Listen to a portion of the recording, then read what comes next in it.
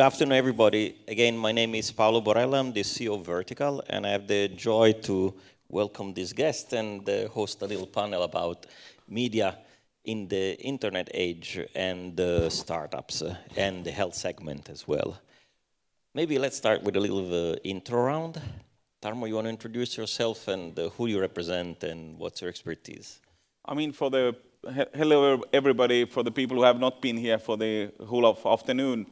My name is Tarmo Virki. I'm a co-founder of CoFounder magazine, journalist and editor for the last 20 years, have worked for many of the international medias, spent a long time at Reuters covering the European technology sector.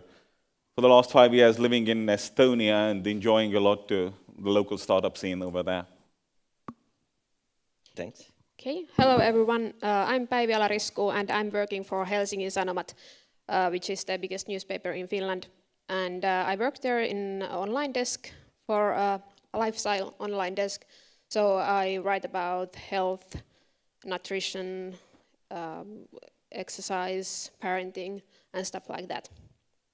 And you've been writing even before about health and women. Yeah, I've been health journalist in Menaiset, which is a women's magazine, and in some other magazines also for health, every kind of health things. So great to be here.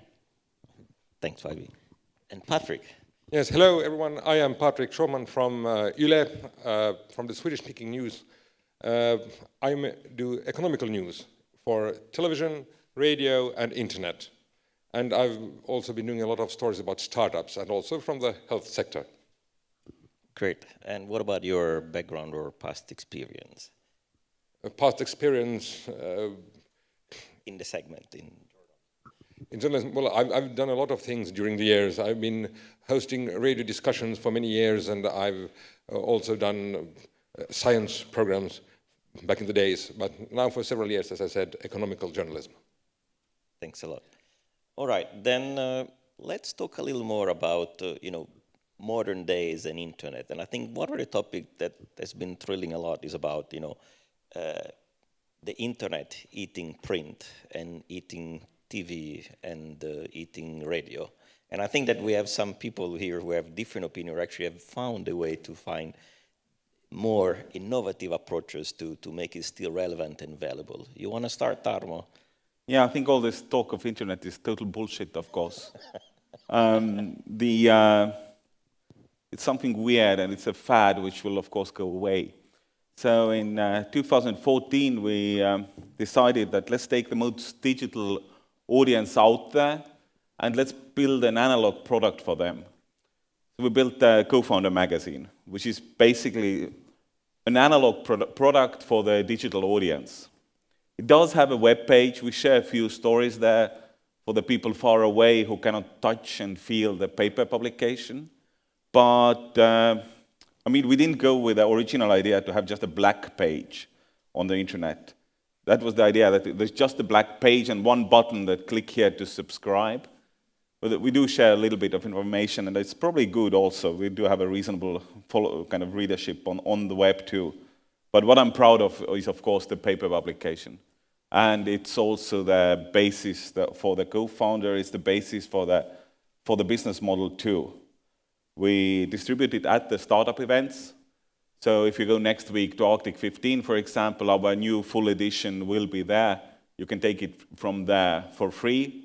And the business model is based on the advertising so that we can sell to the advertisers the promise that it will reach this niche target group exactly. And how has been the reaction from your digital customers? Startups, I mean. Very positive. All the feedback is horribly positive. It's worrying. Being a Fen-Ugric person myself, somebody was just the other week telling how amazing it's doing and how amazing it is. I was like, calm down. It's on positive territory, but, calm down. So, the feedback is very positive. People love to touch and feel the paper. Päivi, what about you? What's your experience in this perspective? As we could hear, the print is not going anywhere, but still we have to think about the online too. And in Helsingin Sanomat, we have plenty of paying customers who pay to get access to our online content. which is great because online journalism provides so many more opportunities than just print. For example, we have those adaptive articles nowadays. For example, I did one about how people are doing exercise, and you could then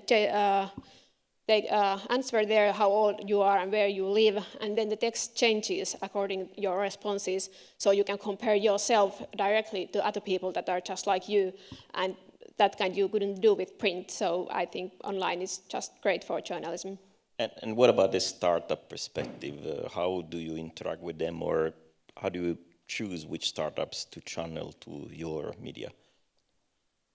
Well, according to the same journalistic principles as usual, but if I would give some tips how to contact media, I would say that it's always useful to relate to a bigger trend. So you are not just telling we have this great diabetes app, but you tell that now it's a huge trend that people are diagnosing themselves, and this is just one example of it, and like that. And another tip could be that if you have a story, tell it. For example, if you have a kid who has diabetes and that's why you started to do the diabetes app, tell it. And if your app is boring, I mean for masses, then you can tell something else. If your firm is interesting in some other ways, for example. Yeah, like, I have a good example. I have a good example on that one, which I often use in the presentations. I was talking to some Russian startup which was telling me the horribly long and boring story for like 40 minutes. And then in the end of the discussion, when I had given up, covering them, the guy said that, last weekend we climbed to the city mayor's building in Tallinn. I was like, climbed? Yeah, from outside. I could see the visual in my head, the guys and, old town on the background in the lights. And we covered them with a beautiful story with the guys jumping in some old building, but they only got coverage because of that small detail that the guys were actually interesting. Whatever they were doing was completely boring. Yeah, that's a good example. And the other one would be like Futurize. Nobody knows what that firm actually does, but everybody knows that it's a great place to work, and they have great parties, and they have a button you push, and then you get a taxi in front door, and so you can tell something else too. If you do something boring. Yes. Patrik, so if I remember right, you're doing all media a new way. So you have TV and radio, but you leverage quite heavily the internet delivery mechanism. Yes, as Wiley does now, Yle.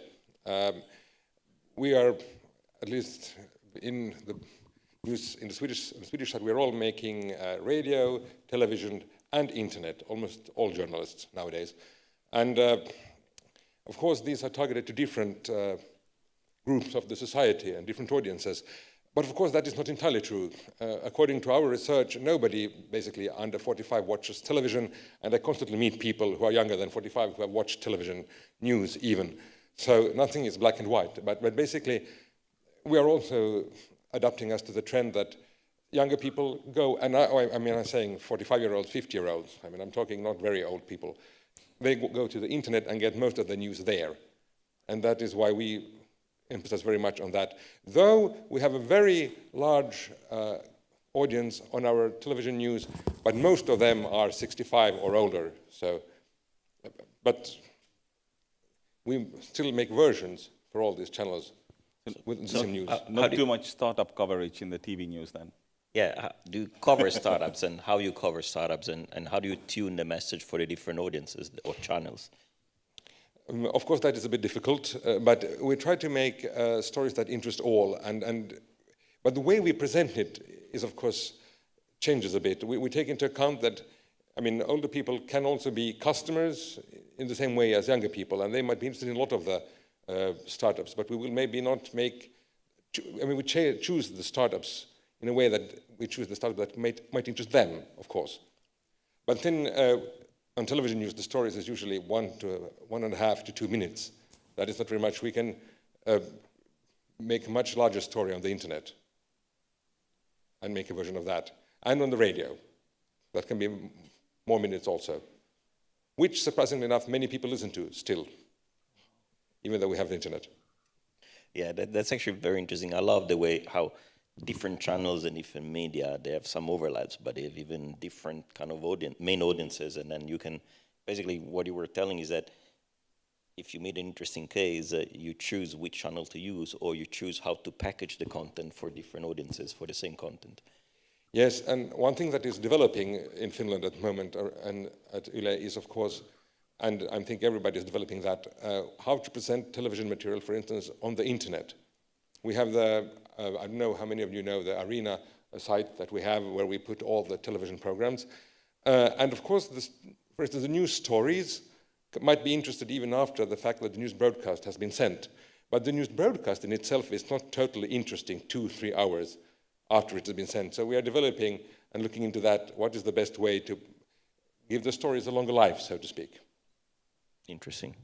And about stories, one of the things that we've been hearing a lot, especially during the last political elections in the world, has been about, real versus fake news.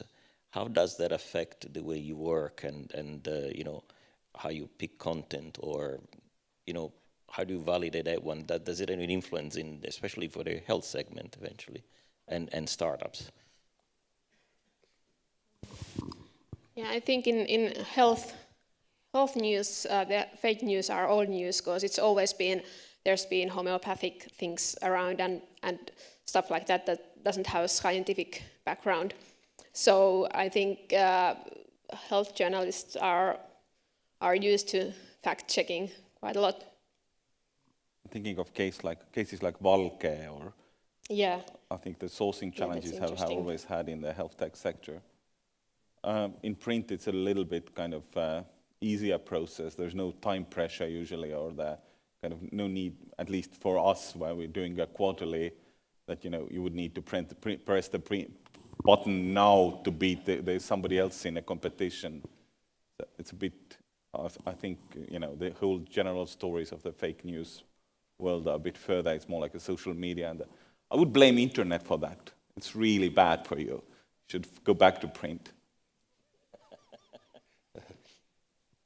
Yes, Patrik. I would like to say that, of course, fake has never been news in a way. It's not new, the fake thing. We have always had all kinds of fakes, as you said. What I think is new, exactly as you said, was that it is being portrayed as news. I mean, journalists have checked their facts for a long time, and traditional media usually tries to check these facts just to avoid this kind of fake news. But that we have now media that portrays itself as reliable, old-fashioned news media, especially on the internet, and gives these fake stories a new credibility. That is, I think, what is new. And it is a bit difficult to do something very much about that. What we're trying to do, of course, what I can say is we try to be switch off internet? Excuse me? Switch off internet? Thank you, that too, yeah, of course. Sorry. But in case you don't want to do that immediately, what we try to do is, of course, is that we try to be more open in exactly how we know what we know and exactly what we know, so that it will be more clear. We are more aware of the fact that we have to report things, all kinds of news, in such a way that it is easier for the reader or listener to appreciate what is an opinion, what is some kind of fact, how well is it based. We're trying to be, we know how, that is now, we realize that is important. However, what is difficult to fight is the idea that fact is irrelevant. If the customer doesn't value the fact, then we try to be clear and specific about what we know and what we just think and what is an opinion. If everything is just the same anyway, that is difficult. Very interesting. Actually, once in a while, I assume that it does happen that something slipped through and then is covered one way or the other, and then there's a bit of a mixture between what they claim versus what is a fact versus what was the opinion on top of that one. How do you handle cases if any mistake would ever happen? I mean, you correct them. I have a history of news agency work for 13 years. You correct them openly. And sometimes they kind of, history makes you right. Sometimes it's not worth to correct mistakes too early. I remember a story where we had a source reporting that in some of the school shooting or shooting here, the shooter had died. So we had actually a source saying that he saw that he was dead. We reported on the news. Then the Finnish media started to report that the guy is actually still alive, but in ambulance.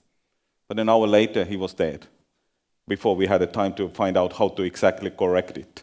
Because the source had said he was dead. So, what do you do? But he died, during that hour anyway, so we were right and ahead of the curve. Yes, I mean, this is, of course, an everyday problem for a news journalist. Exactly. I mean, unfortunately, I'm taking this a bit far from health journalists now, but it's because it's another example. We had, for instance, terrorist attacks, for instance, in Stockholm, which is rather close to Finland, and all kinds of information started coming through. And all the time you had to keep in mind, this is what we seem to know at the moment. We had to report who is saying what, because the truth could be changed 5 minutes later. So, but that is, of course, an easy way to do it, because then you have a broadcast, as we had. We changed all our news broadcast policy. Our radio channel was broadcasting this all the time, and we kept correcting ourselves, and it was easy, because we could. And at the end, we could say, okay, this is what we seem to know now. This is what is pretty sure. This is what is not so sure, and and these are the rumors we don't believe anymore. A bit like that, and we didn't bring them up very much. We could, things that we had written off earlier in the broadcast, you don't bring it up again very often. But of course, the problem arises if you have, I mean, again, it's easy on the internet. If you have a mistake, you correct it, and then you write, sorry, we made a mistake, we have changed the story then and then. And that is, of course, good. But if you have a news broadcast, a 2-minute news broadcast on the television, then you have to start to think about how bad was the mistake. Is it really worthwhile bringing up something? We got a small thing wrong yesterday, and now we broadcast a news story telling that this totally irrelevant fact was actually not totally correct. We unfortunately have to confess we don't always do it that way, but sometimes we try to find a way of doing a different story where we can bring up the right thing, and of course have it correct on the internet. So we try to correct ourselves in an intelligent way which doesn't give, for instance, false facts too much attention. This is a way to try to balance this. And if I'm a startup, how do I prove what are my claims to make you believe about it? Or how is, from startup perspective, if I want to be covered and I have some elements that I bring forward as a claim to try to convince you about it? I think the claims are not the biggest challenge. I think there are some startups for whom there could be some scientific fact they need to prove to get through the journalist. But I think the bigger challenge is that most of the journalists are under so much of the noise. I mean, I have to show this beautiful inbox, which could be from any journalist inbox. It says that there are 72,692 emails the person has not seen. It's a real person. How did you get hold of my email? Exactly. So I think the bigger challenge is that the journalist would actually open one of those 73,000 emails. There's much bigger challenge than maybe for some the fact proving is big challenge, but for most startups getting through that inbox is much bigger challenge. And for that there is only one solution: get to know those journalists. Go and drink beer in the right place at the right time. Journalists usually drink beer. Seriously. Or wine or cider or whatever. They usually drink. Right? Even more, several years back, 10 years ago, yes. Yeah, I prefer beer. Yeah. The challenge is to get through. And sometimes there's nothing wrong with your product and your email is great and still you don't get mentioned. For example, once I got an email and they told they have this great test. You can do some smear test at home and I did an article and told that there are now because I've noticed that there are other companies also doing that, so I didn't mention any of them. I just told that there are those. So yeah, then you can think that any publicity is good publicity, that at least the subject you are covering is covered, but not exactly your firm is not mentioned, which is bad for you, but still good that maybe somebody goes to Google and then finds your firm. So that's one point. Yeah. Very good. And we'll keep in mind about the beer. Actually, if one, you wanted to add something? Go ahead. I thought about maybe discussing more about how to get your message through, but do you want to go to the next topic? Please do. Now, I think I actually looked also a bit about the messages that people here and companies have sent to journalists, and I want to say it is good to be specific and be like concrete. What does the firm do? It's not, many are pretty, of the messages that were sent were pretty general. I am here, it would be nice to talk to you. Okay, and we get hundreds of those messages, and if we don't know what the firm does or what is the point, what is the story that it's going to tell, it's very difficult. Also, I would like to second this thing that you said at the beginning. It is very important, I think. We cannot, at least, and I don't think you do neither, and we don't look at a company and say, how nice, I will advertise this company because it's good. We cannot do that because we are not that kind of commercial actor. What we do is we look for stories that tell how society is changing, or how what the future will be like, or something that tells something important about the society. And if you can explain to us why your company is relevant and important in this way, it will be much more interesting for us as a journalist to tell that story. And can you influence then your audience behavior, especially in health, with the story you write or the story that the startups comes and tell you? Of course, if you ask me, I say absolutely. All the audience. I mean, people are generally interested in health. I mean, it is very important for everyone. So, and that applies for all age groups. And so, this is something that people will listen to. And if you tell the story why this is important, then you will have an impact and you will reach customers and maybe even investors. But that is not our main goal. We try to reach the normal people but we of course try to tell a truthful story. If we think that this is an important trend and this company is part of that trend, that is good. But if we think the company is doing something wrong, unfortunately, we will tell that too. Päivi. And of course, yeah, media has a huge influence, but so do many other things. So it's not the only thing. And I don't think that media's responsibility is to make people to eat, for example, more carrots. Our responsibility is to tell that, okay, if you eat carrots, then you will get this and this and this good benefits out of it. But I think the good article tells that when somebody reads it or listens it or watches it, then she knows the facts and she can decide by herself whether to eat the carrots or not. But it's not our responsibility to make her to eat the carrots, really. Tarmo, do you influence with your publication? I mean, surely. Our mission is really to tell the startup stories. And if they are boring, we don't tell them. I mean, it's as simple as that. Can you influence the health behavior? Will they work less hours, your startup readers? No, we could a little bit. There is in the new issue, there are stories about stress, for example, but not really part of our mission. Only as a side effect. Could be, yeah. Awesome. I think we need to wrap up pretty quickly. Is there any question from the audience to this lady and gentleman? We are in Finland. We are in Finland. Any volunteer? There we go.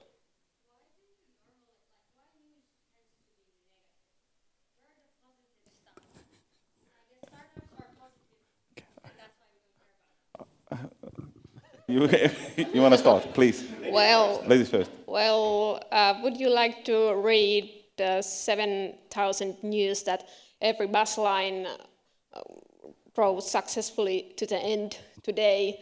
So it's not the news that buses run, it's the news that if bus breaks or something bad happens. Really? Really? Every 7,000? I mean, if you click 7,000 times and find, 1 million more people in Finland, I'm sure there are medias to be done for that need, right?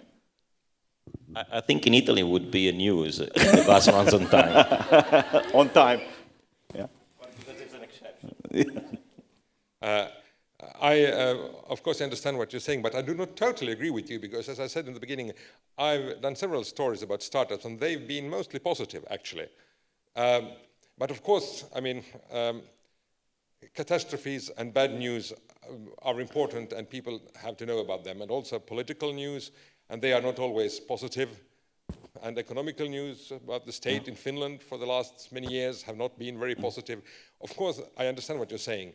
But there are actually, we do make positive news, and we have an effort at the broadcasting company to make constructive news. We don't say positive news because we might sometimes think that sounds a bit naive. But we want to make important news that tells how the society is developing, and you might interpret them sometimes as good news.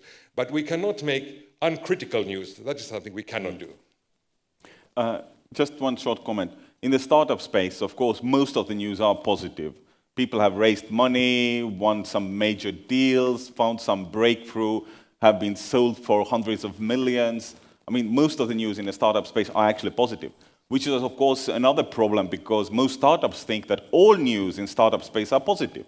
So if you actually cover somebody's bankruptcy, someone might become very angry, which is a little bit weird because the startups are kind of living in their own bubble. I mean, we tried to burst it a little bit with a magazine, but not very successfully so far. All right, Päivi, Tarmo, and Patrik, I think we could continue for hours, especially with some beers. Yes. But I think we need to leave the stage. Thank you very much. Really appreciate it. And thank you to the audience. Thank you. Thank you.